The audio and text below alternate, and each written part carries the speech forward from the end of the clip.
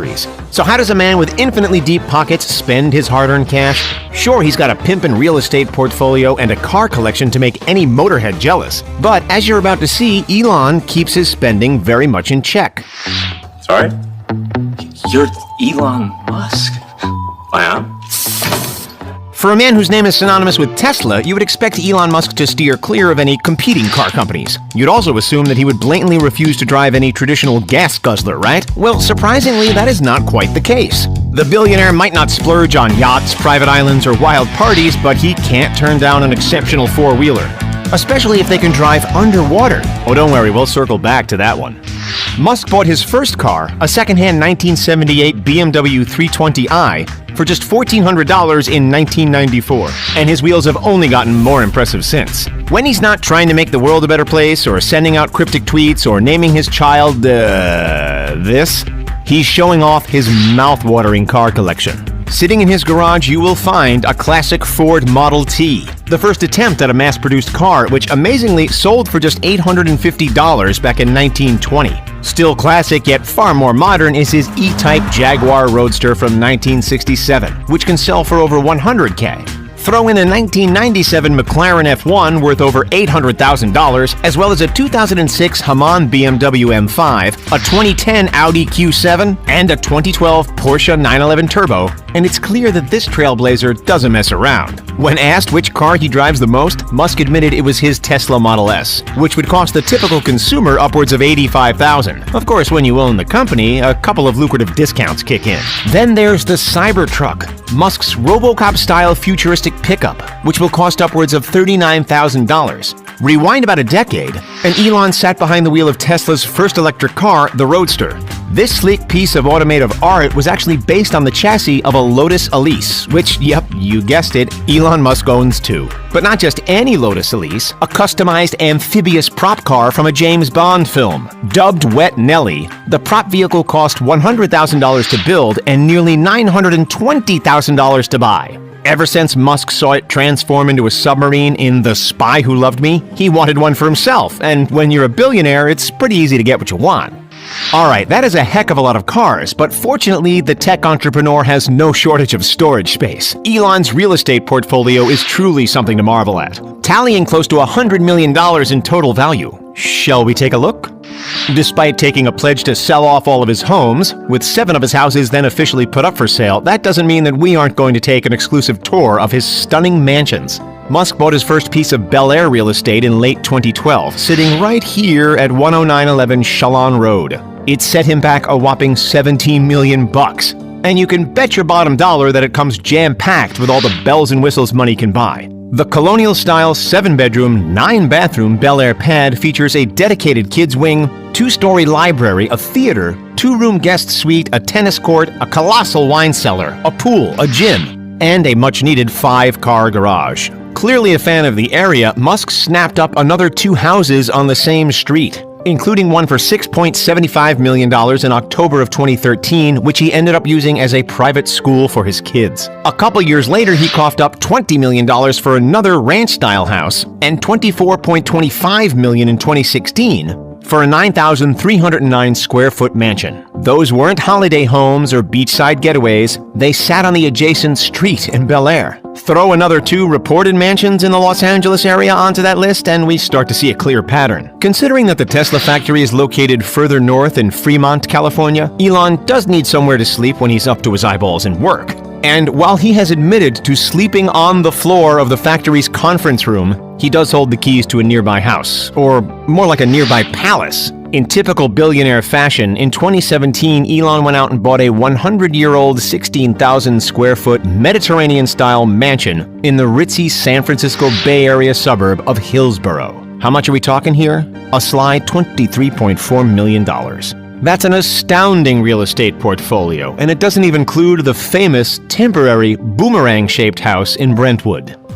Classic cars, amphibious roadsters, and $100 million worth of houses? That's as impressive a list as any. But getting to this point of ludicrous spending wasn't easy.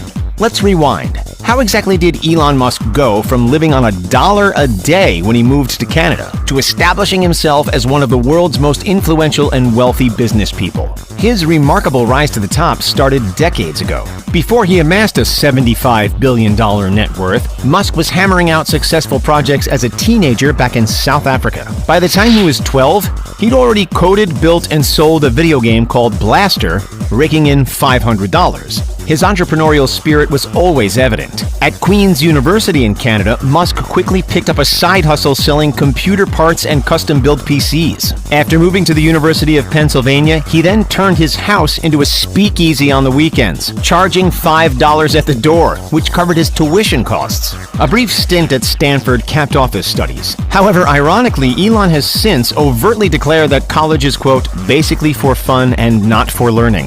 In 1995, after leaving college behind, he and his brother founded Zip2, essentially an online version of the Yellow Pages. They started it with $28,000 in startup cash from their father and sold it 4 years later for a whopping $22 million. From there, Elon's wealth exponentially grew. The Zip2 money was used to create X.com, which soon merged with PayPal, shoveling another $180 million into his piggy bank. Although it wasn't always smooth sailing for the tech mogul, in late 2008, Musk divorced his first wife and it nearly bankrupted him. He ran out of cash a year later and was forced to live off loans from friends in order to keep his companies afloat. Then came the game-changing moment. The moment after which Elon Musk's bank balance would skyrocket, when Tesla debuted on the stock market in 2010. Elon Musk? Elon Musk? Yeah. Tesla Elon Musk? Yeah. Wow.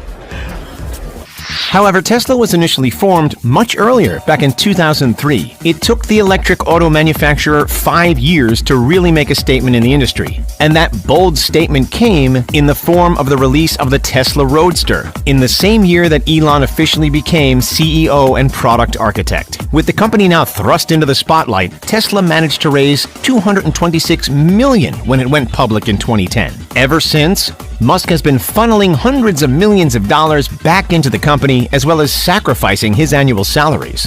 Through Tesla, Elon bought Solar City for $2.6 billion worth of stock. He's continued to spearhead the growing brand with the hope to not only revolutionize the automotive industry, but to initiate a global movement away from polluting machinery. Tesla might be the most famous Musk-run company these days, but it's far from the only one. SpaceX, which is recently floating around the $44 billion value, has been making headlines for almost 2 decades. Perhaps none more impressive than being the first private company to send a spacecraft to the International Space Station. Back in 2014, Elon quietly opened his own school called Ad Astra, a progressive, essential learning institution for the children of SpaceX employees. Elon waived all the tuition fees and paid to bring over his kid's old teacher as well. The way of learning is far more hands-on and instructs the students to solve real-world problems, which has been so well received that a universally accessible online school, Astronova, has sprouted as a result. Experimenting with AI certainly beats memorizing a boring textbook, that's for sure. Speaking of boring, there's one more company we've yet to mention, The Boring Company. Elon has raised and invested hundreds of millions of dollars for this tunneling and transportation startup since back in 2016.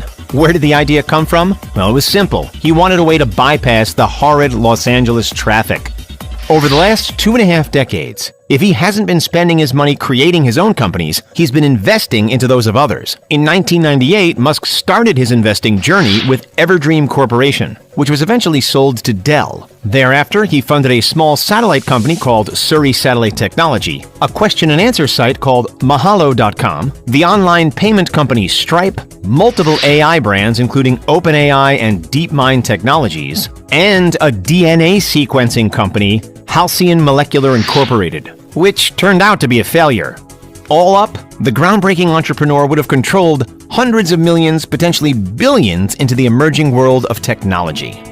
Fortunately, not all of his money goes towards profit-seeking companies. When he's not compulsively working on his life goal of colonizing Mars, the Tesla CEO is making humble philanthropist donations. Much of these have been through his own so-called Musk Foundation, to which he has personally donated over $257 million so far. In 2015, he also donated $10 million to the Future of Life Institute, and there's plenty more where that came from. Elon has followed in the generous shoes of Bill Gates and Warren Buffett, having signed a giving pledge, meaning that most of his fortune will be left to charity.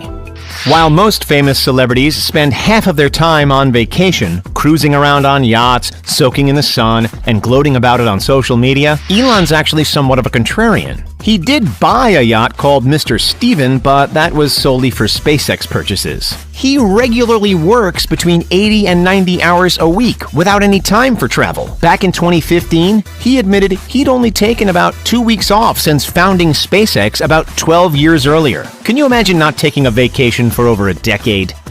Just because he's not hitting up the Bahamas every Sunday doesn't mean that he isn't regularly flying through the skies, because he is, and he's doing so in sublime luxury. Musk owns 2 private planes, the more expensive of the pair being the $70 million 2015 Gulfstream G650ER. In 2017 alone, he flew more than 150,000 miles. Until teleportation is available, according to his Tesla employees, it's the best way for him to get around.